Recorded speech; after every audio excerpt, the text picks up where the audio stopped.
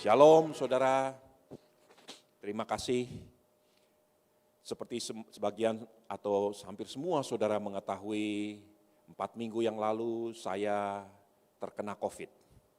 Dan kemudian saya harus isolasi mandiri dan bahkan saya sempat terbaring 4 hari di rumah sakit.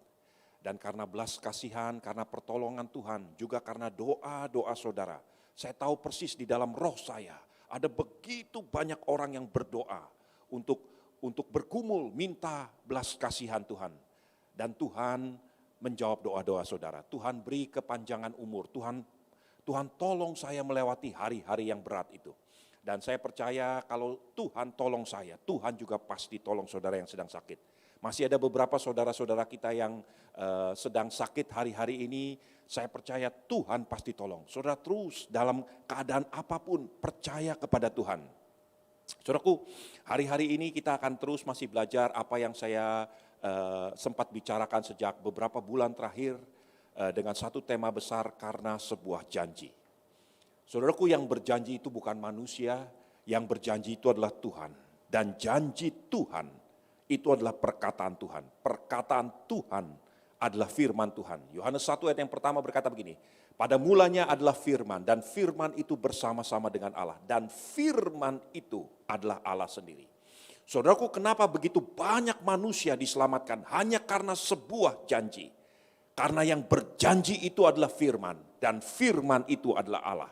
Saudaraku, hari ini dan semakin saya rasakan di dalam roh saya, semakin saya bergumul untuk betul-betul menyadarkan setiap saudara di tempat ini.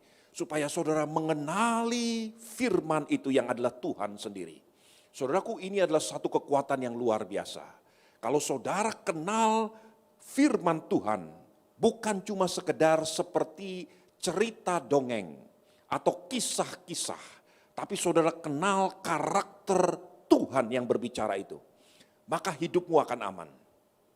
Saudaraku, mengenal satu pribadi secara sungguh adalah mengenal karakternya.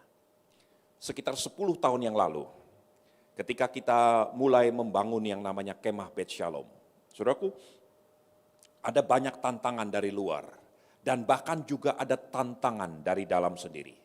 Satu kali saya berkumpul dengan beberapa orang pengerja pada waktu itu, sekitar 10 tahun yang lalu.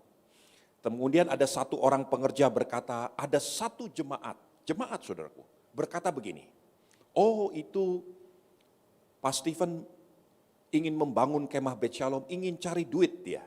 Saudaraku, kemudian pengerja lain langsung tertawa. Dia berkata begini, oh dia nggak kenal Stephen. Saudaraku, kenapa pengerja ini bisa berkata begitu? Oh dia nggak kenal Stephen. Karena dia kenal karakter saya. Dia tidak tergoyahkan dengan perkataan orang yang mungkin berkata bahwa itu adalah satu modus untuk mencari uang. Saudaraku, kalau saudara kenal karakter satu pribadi, seperti apapun yang terjadi, saudara akan tetap tenang. Sekitar 7-8 tahun yang lalu, mungkin sekitar 9 tahun yang lalu, saya lupa persisnya. Saya pergi ke Israel bersama dengan satu rombongan dari tempat ini. Ada sekitar 50-an orang yang pergi bersama-sama dengan saya. Beberapa saudara mungkin yang di rumah ikut. Pada waktu itu kita pakai Etihad. Dan pada waktu kembali, ada satu orang dari tim kita yang sakit. Tapi semuanya aman sebetulnya. Kemudian Etihad melakukan satu kesalahan. Katakanlah kapasitas pesawat itu 200 orang. Dia book dan dia berikan boarding pass kepada 201 orang. Ada kelebihan satu orang. Jadi ada satu bangku diisi oleh 2 orang. Saudaraku, terjadi satu drama, terjadi satu pertikaian di dalam pesawat. Saya marah-marah, kemudian pegawai stewardess Etihad mencoba membela diri dengan marah-marah lebih berat lagi karena satu orang dari peserta kita harus diturunkan. Nggak mungkin dia diturunkan sendirian. Dia udah dapat boarding pass gitu ya, dengan segala macam alasan. Lebih dari 1 jam drama di dalam pesawat itu jadi ribut luar biasa. Kemudian dia tetap insist, hitung ulang, dia bilang katakan boarding ulang.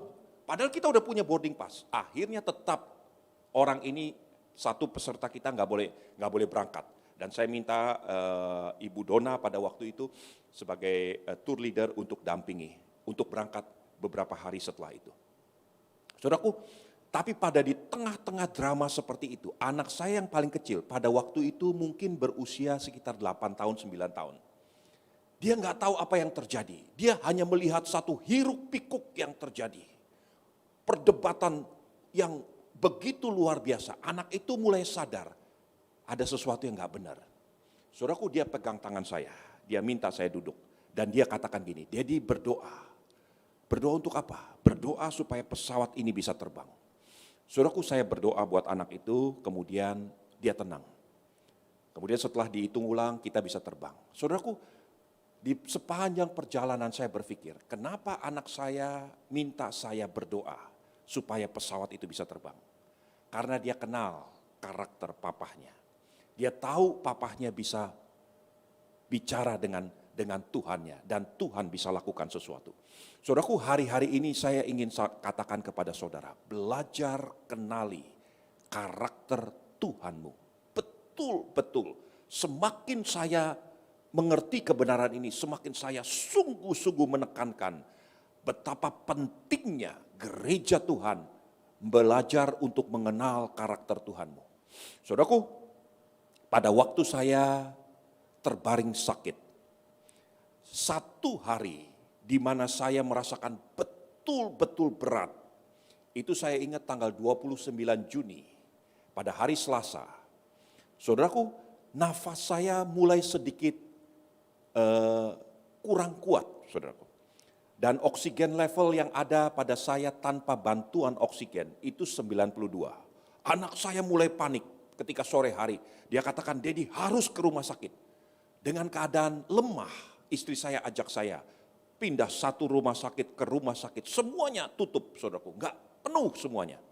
Itu sampai malam hari, saudaraku. Saya bilang, udah dah kita pulang aja. Saya udah pingin istirahat aja, saudaraku. Kemudian sampai di rumah, anak saya terus katakan, Daddy harus ke rumah sakit. Ya saya bilang, kita udah coba. Gak ada rumah sakit yang available. Kemudian saya bilang, udah biarin Daddy tidur malam ini, istirahat. Saudaraku, saya tidur sendirian. Sepanjang malam, saya gak bisa tidur. Saya tidur 5 menit, saya terbangun lagi. Saya tidur 5 menit, saya terbangun lagi. Begitu banyak tekanan, begitu banyak pikiran yang menteror saya, dan saya sepertinya betul-betul ada di ujung tanduk, saudaraku. Dan itu betul-betul saya seperti lepas kendali terhadap hidup saya sendiri.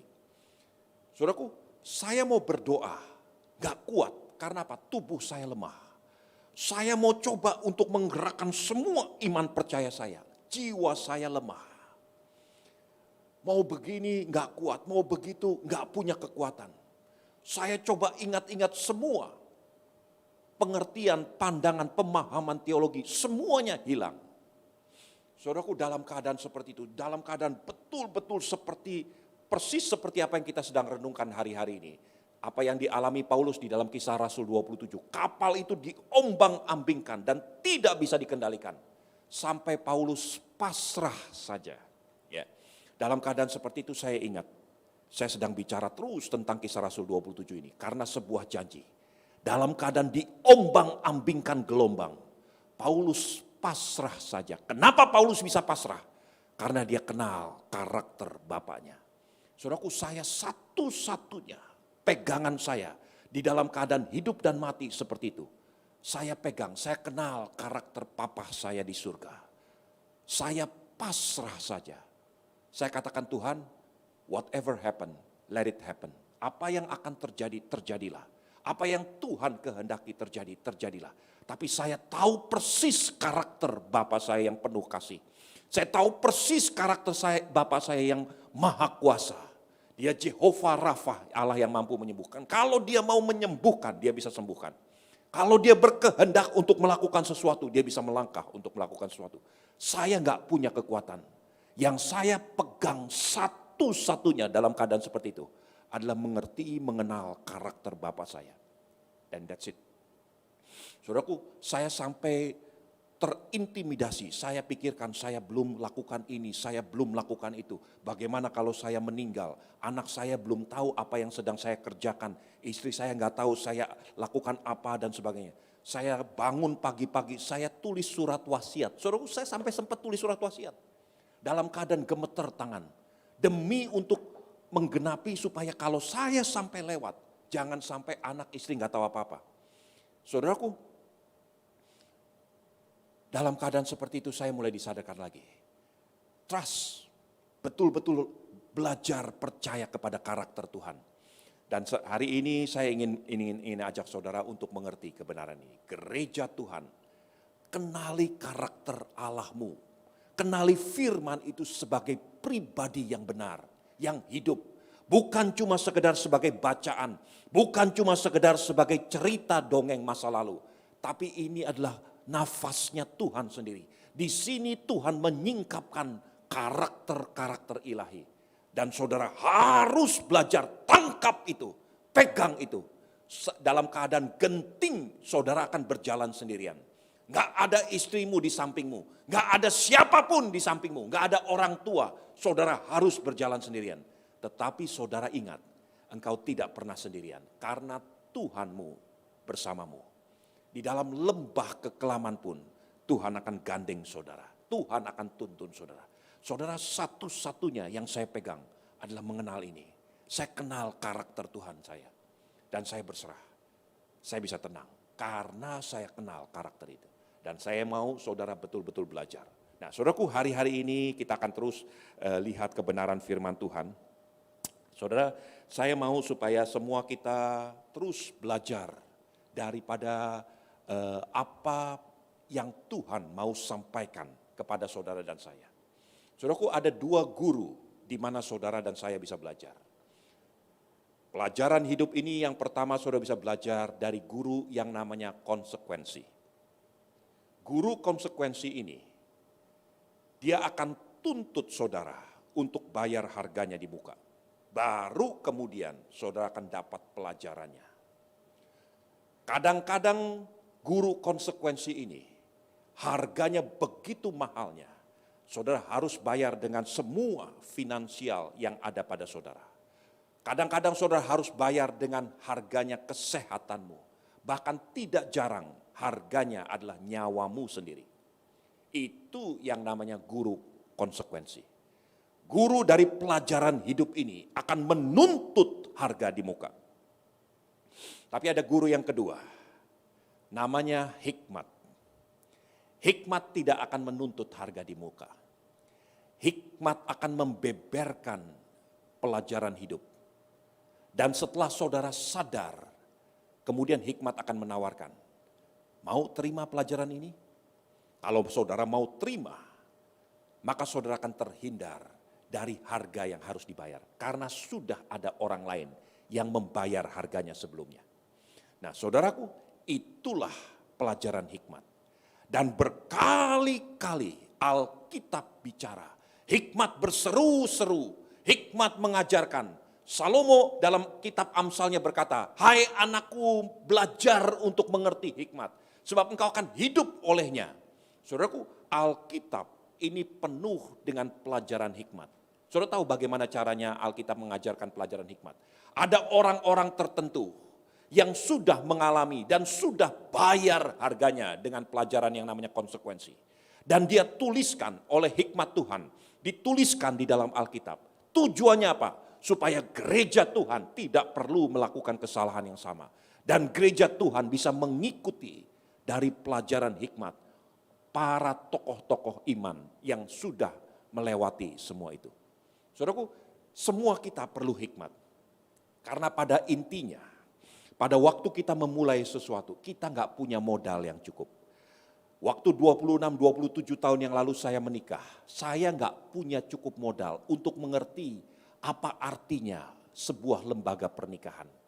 Dengan modal yang sangat kecil, saya pikir, oh menikah itu asal cinta menggebu-gebu. Ternyata nggak sesederhana itu. Dalam perjalanannya saya mulai belajar, saya mulai menimba ilmu, mengerti bahwa pernikahan itu dibutuhkan satu komitmen, dibutuhkan satu harga yang dibayar, dibutuhkan satu tanggung jawab, dibutuhkan satu kerelaan. Semua itu kita mungkin nggak siap untuk mengerti kebenaran itu. Sehingga beberapa orang memutuskan untuk lepas dari semua ini. Udah nggak usah menikah lagi, bercerai lebih baik. Saudaraku, saudara perlu hikmat. Di dalam rumah tangga saudara perlu hikmat. Di dalam pekerjaan saudara perlu hikmat. Di dalam usaha saudara perlu hikmat. Di dalam bermasyarakat saudara perlu hikmat. Di dalam melayani saudara perlu hikmat. Karena nggak pernah waktu saya ditahbiskan menjadi gembala, saya pun nggak mengerti apa artinya menjadi gembala. Dalam perjalanannya Tuhan tuntun sedikit demi sedikit. Dan Tuhan beritahu ini artinya, ini tanggung jawab seorang gembala. Dan kita belajar terus menerus, gereja Tuhan harus belajar. Nah saudaraku, hari-hari ini saya ingin sungguh-sungguh gereja Tuhan belajar dari satu kebenaran ini. Saudaraku, kita masih sedang merenungkan satu kebenaran firman Tuhan tentang kualitas karakter orang-orang yang mampu memegang sebuah janji. Kita belajar dari satu pribadi yang namanya Daud, ya.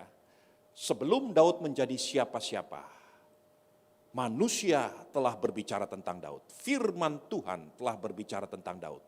Ada 6 karakter yang luar biasa, kualitas karakter yang disusun begitu sempurnanya untuk gereja Tuhan belajar. Coba kita lihat sekali lagi ya. 1 Samuel 16 ayat yang ke-18. 1 Samuel 16 ayat yang ke-18. Silakan. 1 Samuel 16 ayat ke-18. Lalu jawab salah seorang hamba itu, katanya, sesungguhnya aku telah melihat salah seorang anak laki-laki Isai, orang Betlehem itu, yang pandai main kecapi. Ia seorang pahlawan yang gagah perkasa, seorang prajurit yang pandai bicara, elok perawakannya, dan Tuhan menyertai dia. Saudaraku, pada waktu Saul sedang gundah gulana, pada waktu Saul kehilangan akal sehatnya, Saul menjadi seperti orang gila. Pada waktu itu orang berpikir, ring satu Saul berpikir, Saul harus didampingi seorang yang luar biasa. Seorang yang lebih daripada orang rata-rata. Seorang yang penuh dengan Roh Kudus. Orang itu, kemudian ada satu pribadi yang datang kepada Saul dan kepada majelis yang sedang berkumpul. Dia berkata begini, aku kenal satu orang dari Bethlehem. Satu orang dari keluarga Isai. Orang itu adalah seorang yang pandai bermain kecapi. Orang itu adalah seorang pahlawan yang gagah perkasa. Dan seterusnya, dan seterusnya. Ada 6 kriteria, 6 kualitas karakter yang dilukiskan manusia tentang Daud. Kualitas karakter pertama yang dilukiskan oleh manusia yang ditulis di dalam firman Tuhan tentang Daud adalah dia seorang yang pandai bermain kecapi.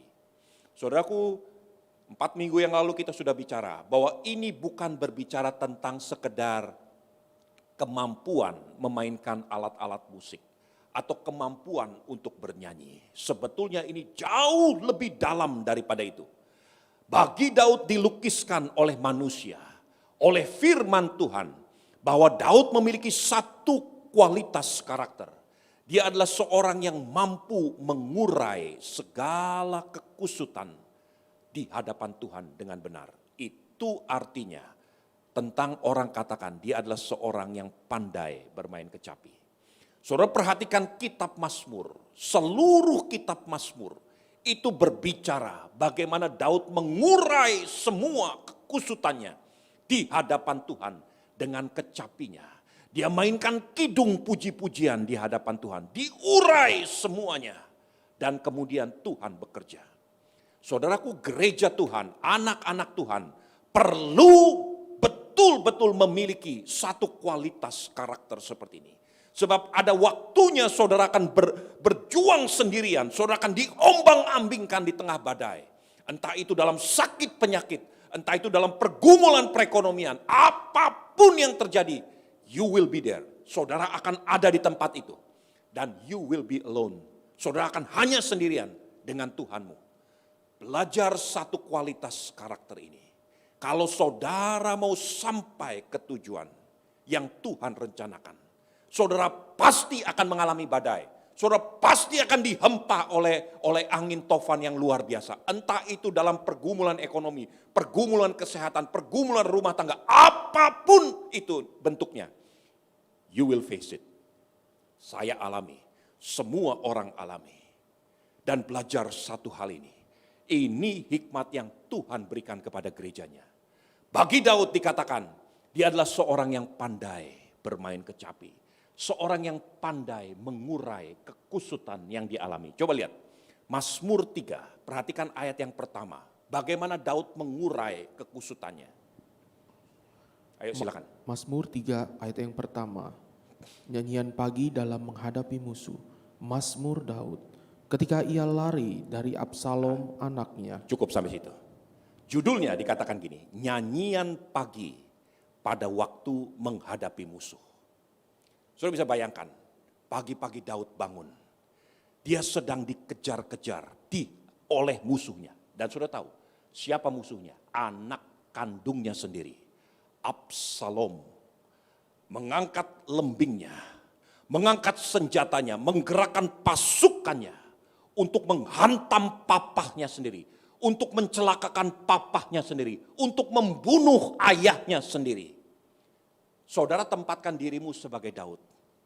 Anak kandungmu yang engkau kasihi sekarang mengejar-ngejar engkau seperti pemburu mengejar-ngejar hewan buruannya.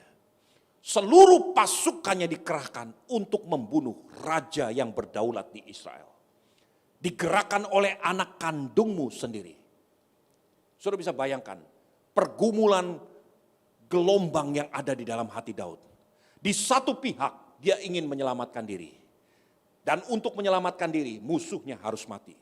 Tapi musuhnya itu adalah anak kandungnya sendiri.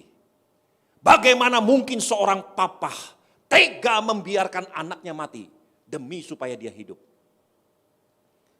Saudara bisa bayangkan, coba bayangkan kekusutan yang dialami oleh Daud. Bukan hanya rasa malu, rasa tekanan, betul-betul kusut pikirannya.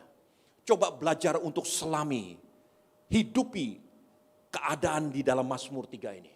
Satu ayat pertama, kemudian ayat-ayat berikutnya. Daud mengeluh di hadapan Tuhan. Daud mengurai semua kekusutannya di hadapan Tuhan. Kemudian ayat yang terakhir, ayat 9 berkata begini. Silakan ayat yang 9-nya berkata begini. Ayat yang ke-9. Dari Tuhan datang pertolongan, berkat-Mu atas umat-Mu. Dalam kejaran musuh, Daud hanya bisa berserah kepada karakter bapaknya. Dari Tuhan datang pertolongan. Bahkan dia melepaskan berkat buat musuhnya. Berkat-Mu atas umat-Mu. Daud memilih untuk tidak melawan. Daud memilih untuk lari dari anaknya sendiri. Dan tangan Tuhan yang bekerja. Saudaraku, gereja Tuhan harus belajar, termasuk saya. Belajar miliki karakter ini. Seorang yang pandai bermain kecapi. Seorang yang pandai mengurai kekusutan di hadapan Tuhan. Kalau saudara memiliki karakter kualitas seperti ini, saudara akan menjadi pribadi yang teguh. Apapun yang terjadi, gak mungkin ada lagi pengerja yang mundur hanya karena ada punya masalah. Atau punya tekanan, bergesekkan satu sama lain. Gak ada rumah tangga yang akan minta bercerai. Gak ada orang-orang yang ingin ambil jalan pintas. Karena apa? Dia punya satu kualitas utama. Gereja Tuhan mutlak harus belajar dan miliki kualitas ini. Mengurai kekusutan. Daniel memiliki kualitas ini. Di dalam Daniel 5, orang berkata tentang Daniel. Di sini, di kerajaan Babel, ada seorang yang penuh dengan kuasa para dewa. Pada zaman Nebukadnezar, dia hanya mampu melakukan mengurai kekusutan. Kepada anaknya Belsyazar dikatakan, ada satu orang ini. Dan dia mampu mengurai kekusutan. 2 kali di dalam kitab Daniel 5 diterangkan tentang kualitas karakter daripada Daniel. Dari mana dia belajar? Dari bapa leluhurnya Daud. Dari mana Daud belajar? Dari Tuhan Allahnya. Karena dia mengenal karakter bapaknya. Gereja Tuhan itu bagian pertama. kualitas karakter pertama yang dimiliki Daud. Saya rindu betul-betul gereja Tuhan belajar sungguh-sungguh berlutut di hadapan Tuhan. Minta kualitas karakter ini. Tuhan, kalau aku mengalami masalah, kalau aku mengalami tekanan, ajari aku seperti Bapa mengajari anaknya untuk mengurai kekusutan. Akan datang kekusutan dalam hidupmu. Kekusutan karena pekerjaan, karena rumah tangga, karena usaha, karena perekonomian, karena apapun. Learn satu value ini. Ya. Nah, saya nggak akan panjangkan, nanti saudara lihat kembali di dalam firman Tuhan yang ada di archive di YouTube 4 minggu yang lalu, yaitu bagian ketiga untuk mau mengenal lebih dalam lagi. Sekarang kita mau lihat bagian yang kedua, kualitas karakter yang dimiliki oleh Daud.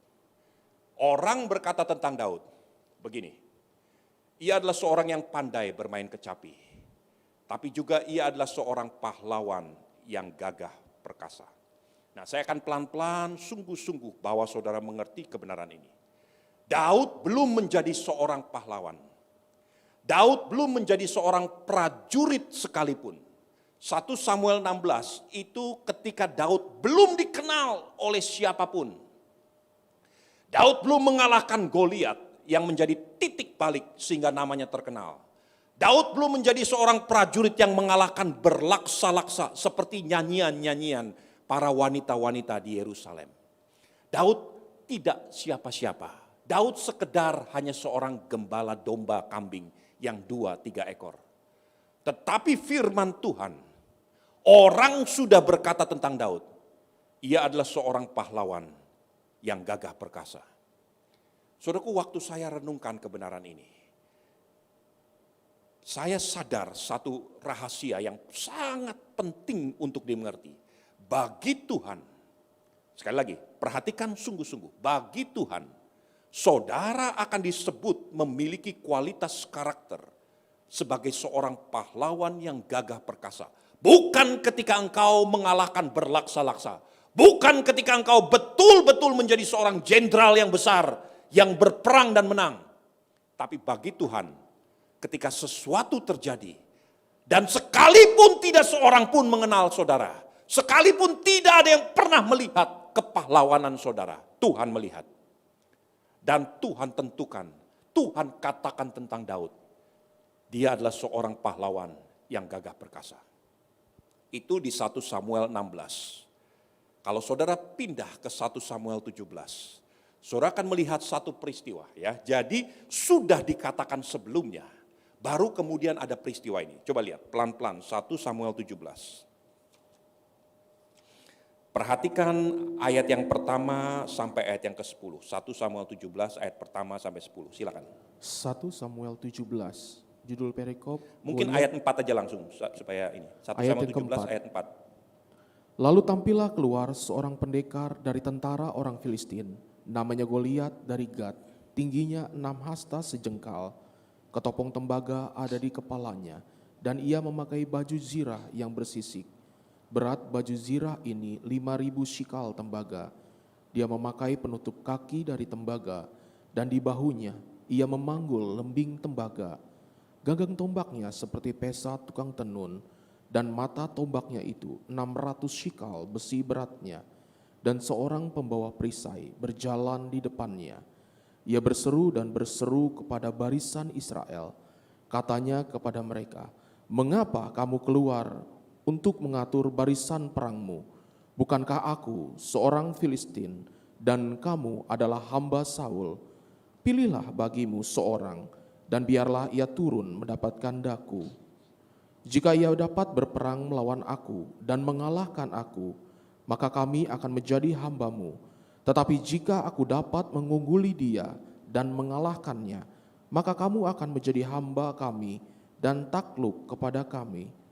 Pula kata orang Filistin itu, "Aku menantang hari ini barisan Israel, berikanlah kepadaku seorang, supaya kami berperang seorang lawan seorang." Amin.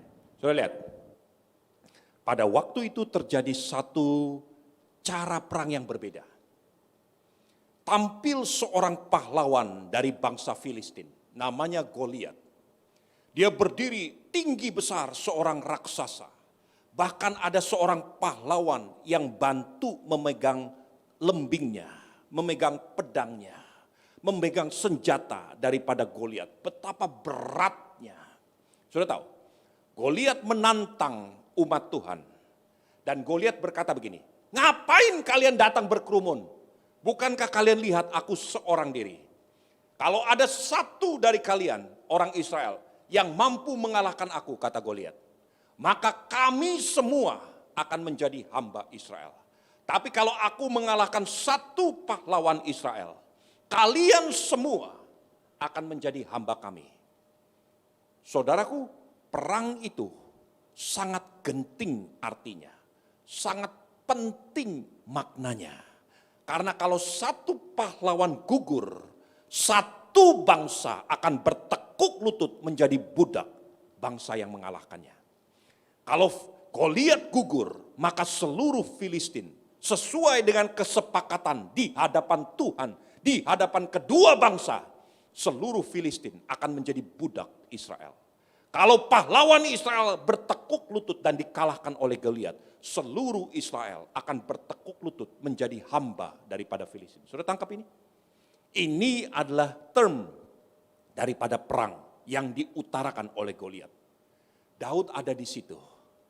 Daud mendengar perkataan, pernyataan, tantangan perang daripada Goliat. Daud marah luar biasa. Dia katakan, siapa orang tidak bersunat ini? Siapa orang ini sampai dia berani mengata-ngatai umat Tuhan, bangsa pilihan Tuhan? Orang berkata, oh itu Goliat begini, begitu dan sebagainya. Dari mudanya dia udah jadi pahlawan. Lalu Daud berkata gini, kalau aku yang maju bagaimana? Orang tenteng Daud pergi menuju kepada rajanya yang sedang gemetar ketakutan, yaitu Saul. Begitu Saul melihat Daud, Saul berkata gini, kamu gak mungkin mampu mengalahkan orang ini. Perhatikan ayat 33 sampai 37. Ayat 33, tetapi Saul berkata kepada Daud, tidak mungkin engkau dapat menghadapi orang Filistin itu untuk melawan dia, sebab engkau masih muda, sedang dia sejak dari masa mudanya telah menjadi prajurit. Tetapi Daud berkata kepada Saul, hambamu ini biasa mengembalakan kambing domba ayahnya. Apabila datang singa atau beruang yang menerkam seekor domba dari kawanannya, maka aku mengejarnya, menghajarnya, dan melepaskan domba itu dari mulutnya. Kemudian apabila ia berdiri menyerang aku, maka aku menangkap janggutnya, lalu menghajarnya dan membunuhnya. Baik singa maupun beruang telah dihajar oleh hambamu ini, dan orang Filistin yang tidak bersunat itu, ia akan sama seperti salah satu daripada binatang itu, karena ia telah mencemooh barisan daripada Allah yang hidup. Pula kata Daud, Tuhan yang telah melepaskan aku dari cakar singa dan dari cakar beruang, dia juga akan melepaskan aku dari tangan orang Filistin itu. Kata Saul kepada Daud, pergilah, Tuhan menyertai engkau. Nah saudaraku, perhatikan perlahan-lahan. Jangan sampai saudara miss kebenaran ini. Kembali lagi, pada awalnya Goliat menantang Israel dengan satu term yang menjadi term daripada peperangan ini. Kalau satu kalah, seluruh Israel, kalau satu pahlawan Israel kalah, seluruh Israel akan jadi budak. Kalau Goliat kalah, seluruh Filistin akan jadi budak Israel. Termnya seperti itu. Jadi ini dampaknya terhadap satu bangsa. Kemudian Daud pergi kepada Saul. Dan Daud berkata kepada Saul, izinkan aku menjadi volunteer, menjadi sukarelawan yang akan menjadi pahlawan dari pihak Israel. Aku akan kalahkan Goliat orang tidak bersunat ini. Saul berkata begini, kamu anak muda, kemerah-merahan, apa kredibilitas, apa pengalaman, apa kemampuanmu, apa yang kamu banggakan, bagaimana kamu bisa mengalahkan seorang pahlawan yang sejak mudanya jadi pahlawan. Daud berkata begini, aku ini gembala domba, biasa mengembalakan 2-3 ekor kambing domba ayahku. Kalau datang seekor beruang atau seekor singa untuk menerkam seekor anak domba. Perhatikan, ini penting sekali. Ayat 34, Daud berkata kepada Saul, hambamu ini biasa mengembalakan kambing domba ayahnya. Apabila datang singa atau beruang yang menerkam seekor domba dari kawanannya, maka aku akan hajar, aku akan tangkap janggutnya, aku akan pukul dia, aku akan musnahkan dia. Itu kata Daud. Saudara perhatikan pelan-pelan begini. Saudara lihat dimanapun, baik itu singa maupun beruang, pertempuran yang dilakukan oleh singa itu berbeda dengan serigala. Singa akan mengejar, ada kawanan domba, singa akan mengejar, menangkap satu ekor domba itu. Demikian juga beruang, dia akan hanya fokus dan tangkap satu ekor. Persis seperti apa yang Daud katakan. Kalau datang singa atau datang beruang untuk menangkap satu domba, aku akan bebaskan domba itu, aku akan hajar singa itu. Pertempuran 1 lawan 1 mengakibatkan 1 akan musnah. Aku menang dalam pertempuran 1 lawan 1. Baik itu terhadap singa maupun terhadap beruang. Yang dikejar adalah domba. Dan hanya domba yang dikejar, 1 ekor saja. Tapi aku akan hajar dia, aku akan patahkan, aku akan musnahkan, dan aku akan bunuh dia. Daud berkata kepada Saul begini, ya Tuanku Raja Saul, aku telah menang dalam pertempuran 1-on-1, 1 lawan 1. Baik itu singa maupun beruang. Sekarang aku akan masuk dalam pertempuran 1 lawan 1 bangsa. Kalau aku menang terhadap orang ini, maka 1 bangsa akan berlutut di hadapan Israel. Kenapa aku begitu yakin? Kenapa aku begitu percaya aku bisa menang? Kenapa aku begitu confident untuk bisa menang? Karena I have won the war 1-on-1. Saudara melihat ini? Saudaraku, perhatikan apa yang saya ingin sampaikan. Saudara tidak akan pernah dipakai Tuhan untuk berdampak bagi bangsa ini, berdampak bagi gereja ini, berdampak bagi rumah tanggamu, bagi masyarakat, sebelum saudara menang atas pertempuran 1 lawan 1. Apa artinya? You have to win yourself. Saudara harus menang terhadap pertempuran dalam dirimu sendiri. Itulah pertempuran 1-on-1. Saudaraku, 2 pelajaran yang saudara dan saya harus tangkap betul-betul, ingat betul-betul tentang kualitas karakter Daud yang kedua ini. Seorang pahlawan yang gagah perkasa. Daud berkata kepada Saul, aku biasa mengembalakan kambing domba. Di tengah-tengah padang rumput, ketika aku mengembalakan kambing domba yang hanya 2-3 ekor, tidak seorang pun melihat aku. Tidak ada manusia yang melihat kepahlawananku. Hanya Tuhan dan kambing domba yang melihat kepahlawananku. Tapi aku menang terhadap pertempuran 1-on-1. Itu sebabnya Daud begitu yakin. Karena apa? Aku telah menang dalam pertempuran melawan diriku sendiri. Saudaraku, saudara tidak akan pernah dipakai menjadi pahlawan yang gagah perkasa. Unless, kecuali saudara menang terhadap dirimu sendiri. 1-on-1. Musuh yang paling berat, yang harus ditaklukkan adalah dirimu sendiri. Dan Daud berkata begini, aku menang terhadap diriku sendiri. Ketika enggak ada seorang pun yang melihat. Saudara tahu apa artinya ini? Itulah karakter. Karakter adalah sesuatu yang saudara lakukan ketika tidak ada seorang pun yang melihat. Kalau ketika saudara ada sendirian, di dalam kamarmu, di luar kota, di tempat-tempat yang tidak ada satu pribadi pun yang melihat, memperhatikan kau.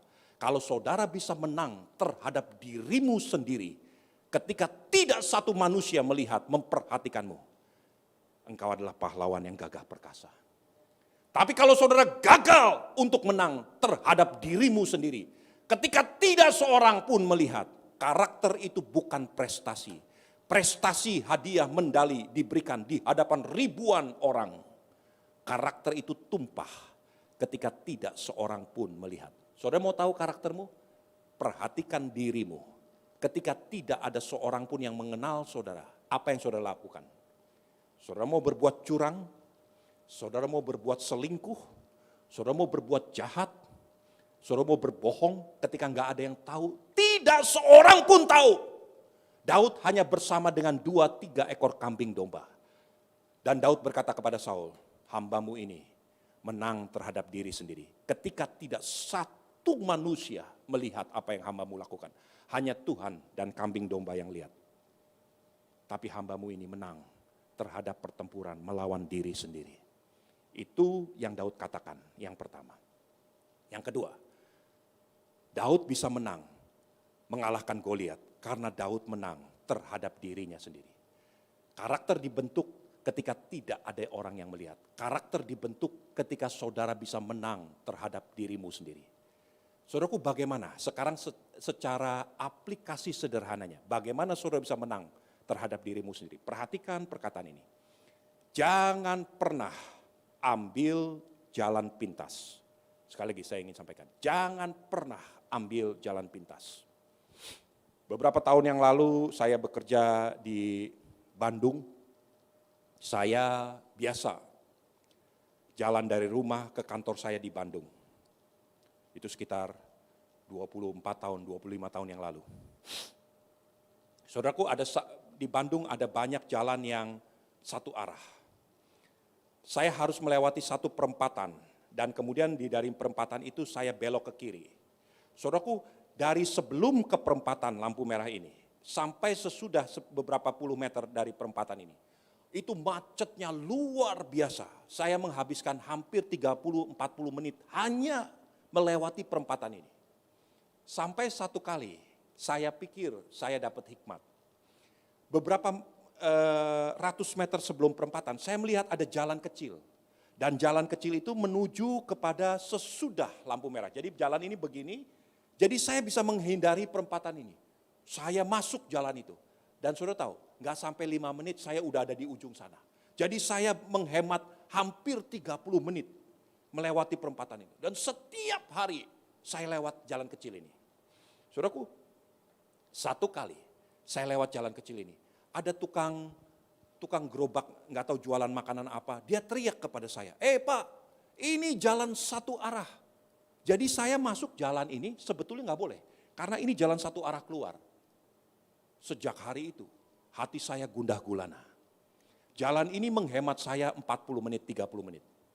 Tapi ini pelanggaran, jalan pintas. Saudaraku, kemudian Roh Kudus mulai bicara. Kalau kamu mau berhasil, jangan pernah lakukan jalan pintas. Sekalipun saya harus berlama-lama ngantri lewat perempatan ini. Tapi ini jalan yang benar, bukan jalan pintas. Saudaraku, saya ingin sampaikan kepada saudara, semua perhatikan betul-betul. Kenajisan adalah jalan pintas menuju kesenangan yang tidak ada batasnya. Kebohongan, kecurangan adalah jalan pintas menuju sukses dan kekayaan. Keangkuhan adalah jalan pintas menuju kekuasaan dan kepopuleritasan. Jangan pernah ambil jalan pintas kalau saudara mau menang terhadap dirimu sendiri. Ikuti rencana Tuhan.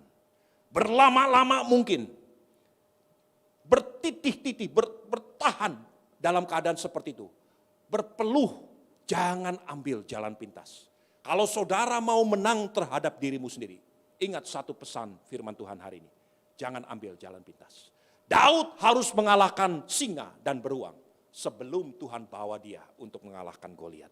Dengan modal menang terhadap dirinya sendiri ini, Daud berani berhadapan dengan Saul dan katakan, dengan semangat yang sama, dengan senjata yang sama, aku akan kalahkan Goliat. Dan dia akan berlutut di hadapan seluruh Israel. Seluruh Palestina akan berlutut menjadi hamba Israel.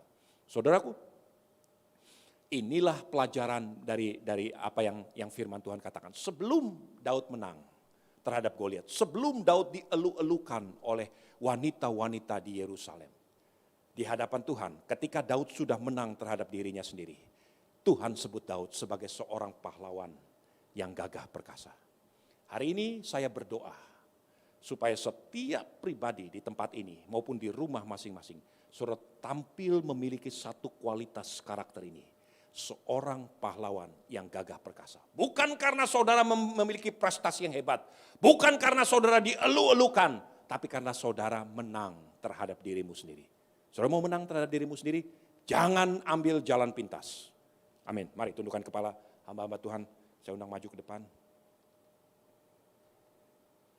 Saudaraku, semua tutup mata. Saudara yang ada di rumah, datang ke hadirat Tuhan.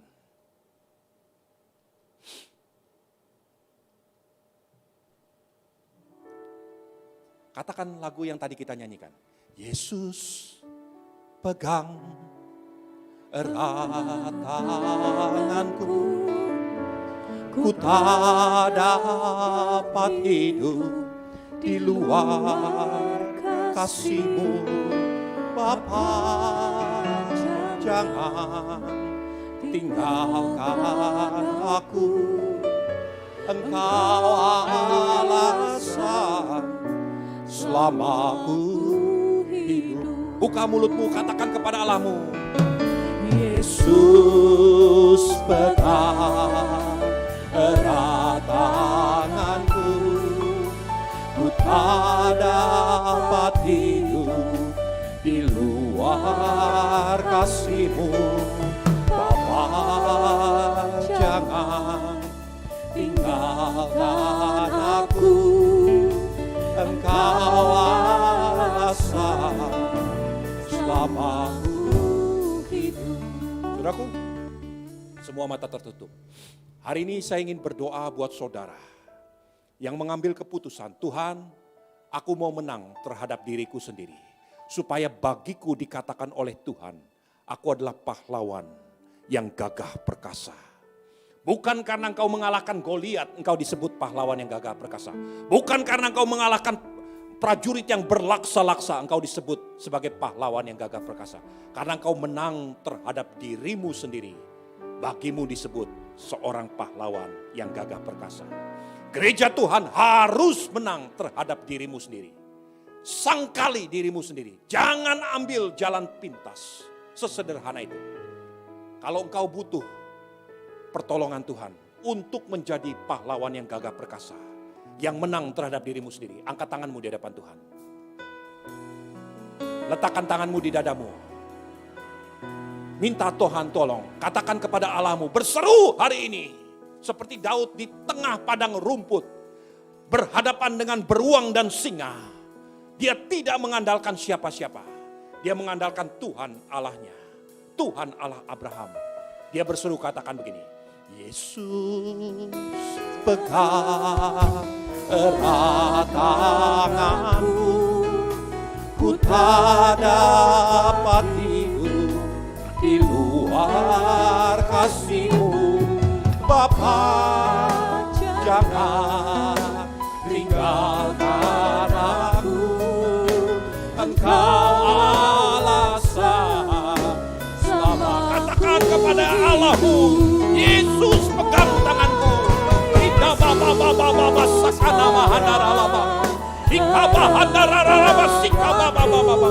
Tuhan, roh keperkasaan yang daripada Tuhan turun kepada umat-Mu. Biar setiap pribadi yang menumpang tangan di dadanya disebutkan oleh Tuhan, disebutkan oleh manusia sebagai pahlawan yang gagah perkasa. Orang-orang yang menang terhadap dirinya sendiri. Orang-orang yang bisa mengalahkan kedagingannya sendiri. Tuhan tolong mereka. Dalam nama Tuhan Yesus. Biar terjadi dalam hidupmu. Supaya engkau berguna bagi bangsa ini. Engkau menjadi berdampak bagi banyak orang. Karena bagimu kepahlawanan itu turun dari Tuhan yang telah memberikan kau kemenangan terhadap dirimu sendiri. Dalam nama Tuhan Yesus Kristus. Haleluya.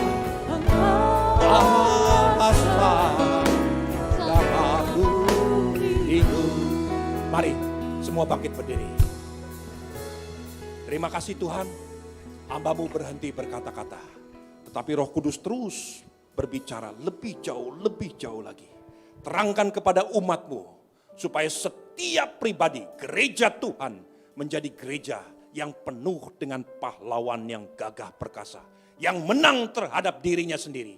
apapun yang terjadi, mereka akan berdampak karena mereka telah menang terhadap dirinya sendiri. Mari kita satukan hati kita untuk berdoa. Bapa kami. Bapa kami yang di surga, dikuduskanlah kiranya namamu. Datanglah kerajaanmu, jadilah kehendakmu di bumi seperti di surga. Berikanlah kami pada hari ini makanan kami yang secukupnya. Dan ampunilah kami akan kesalahan kami, sama seperti kami juga mengampuni orang yang bersalah kepada kami. Dan janganlah membawa kami ke dalam pencobaan, melainkan lepaskanlah kami daripada yang jahat.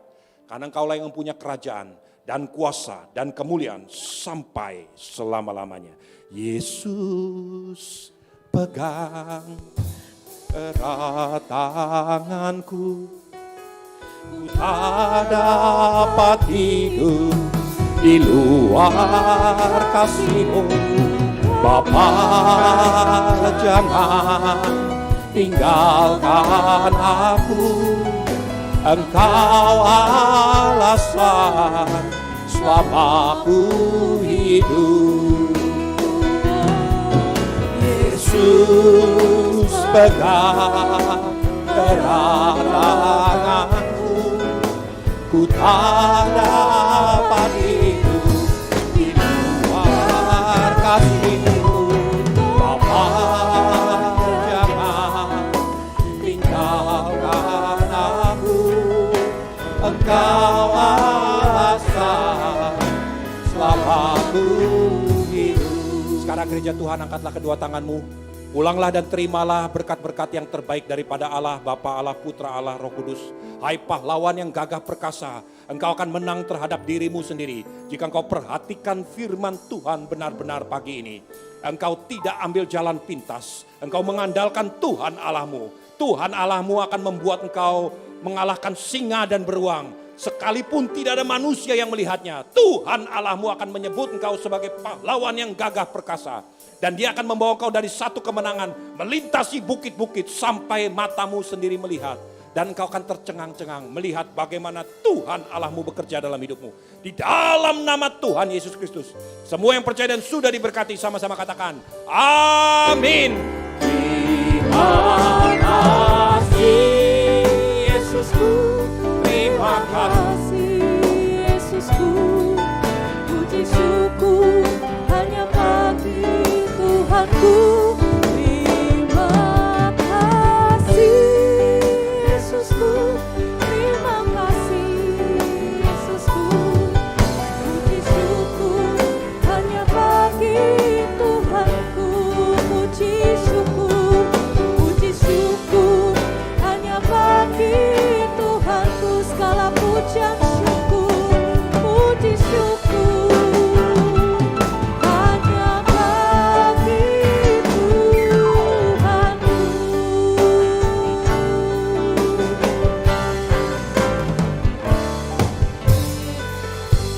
Selamat hari Minggu saudara, stay healthy, stay safe and God bless you. Bye-bye.